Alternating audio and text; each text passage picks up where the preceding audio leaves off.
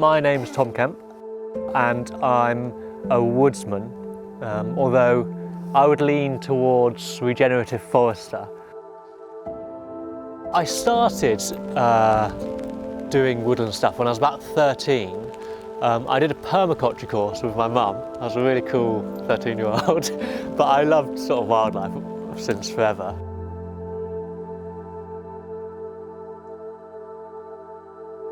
Coppicing is the practice of cutting trees and shrubs to ground level, promoting vigorous regrowth and a sustainable supply of timber for future generations. In most ancient woods that have had coppicing, which is most ancient woods, that process can go on forever really. So some woods in Britain that are ancient will have been cut 50, 100 times, cut right down to the ground, sprung up again. And yeah, it can go on forever. I suppose when I first started, there was a slight mystical sadness about cutting down a tree that's been living, but knowing that the tree maybe doesn't feel it in such human terms, but kind of likes it, and it makes it live longer and furthers its lifespan beyond its own, that stem's actual life, then yeah, that's exciting.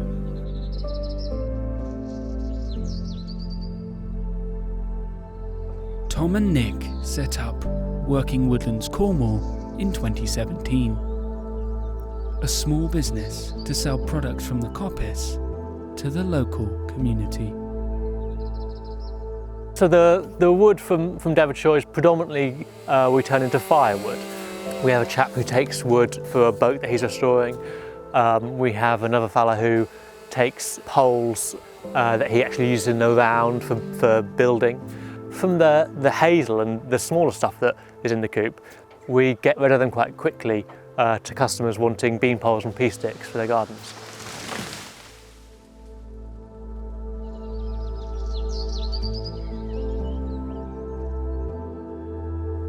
It's exciting to be part of the sort of tradition of woodland management. A wood like Devonshire's, that's been cut and coppiced countless times, probably once before us with chainsaws, and then every time before that with blokes in waistcoats with beards and pipes and axes, and extracted by horse. And so being part of that tradition is really exciting. And it's also exciting knowing that those stems are going to go for a good use that will hopefully be reducing people's reliance on oil and imports of wood.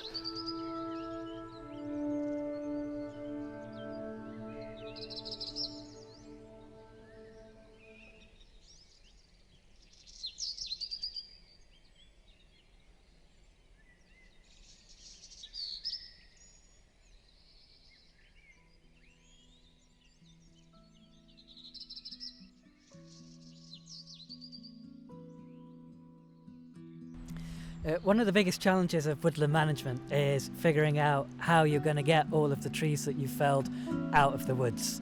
They're extremely heavy, and I've had many a coppice season where you come to the spring and look at the woodland floor and feel extremely daunted, but one stick at a time, and it all does eventually get moved.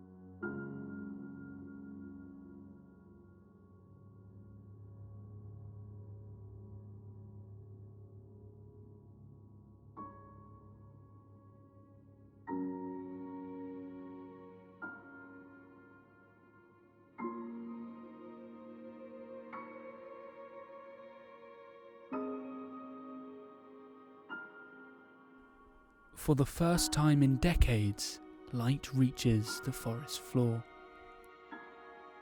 warming the soil and allowing fresh shoots to grow.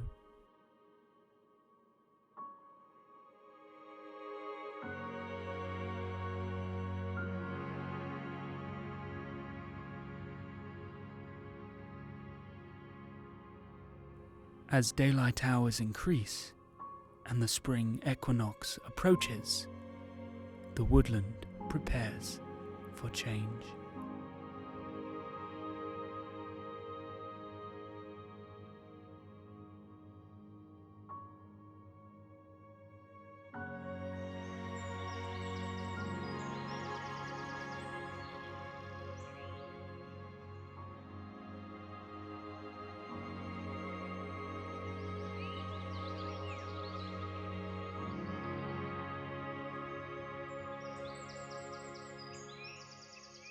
Spring is always a great time in the woods. You know, it sort of finally stops raining and the sun comes out and the birds start singing and all the bright green leaves start unfurling, and you walk round the coops that you've cut that year and the years previous, and you start to see the new shoots emerge and unfurl, and you know, that's what it's all about really, that process of growth, restarting, kind of in the face of anything that might be going on in the world. It's that reassuring cycle of life continuing against all odds. Opening up a gap in the canopy has loads of benefits for the woodland. With all that extra growth, you've got different ranges of insects attracted back, such as your butterflies, and then you also get your birds come in to feed on those insects. So it's sort of, it kickstarts and reinvigorates the whole biodiversity ecosystem within a woodland.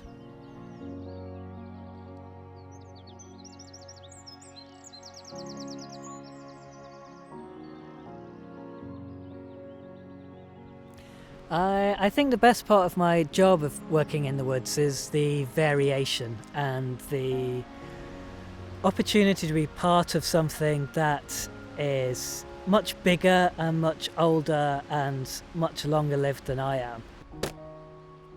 I used to suffer quite a lot with kind of mental health and depression and things like that, and since working outside I found that I'm in a much better rhythm with my life, and those problems, they don't really factor in my life anymore. I feel much more healthy physically and mentally from working outside.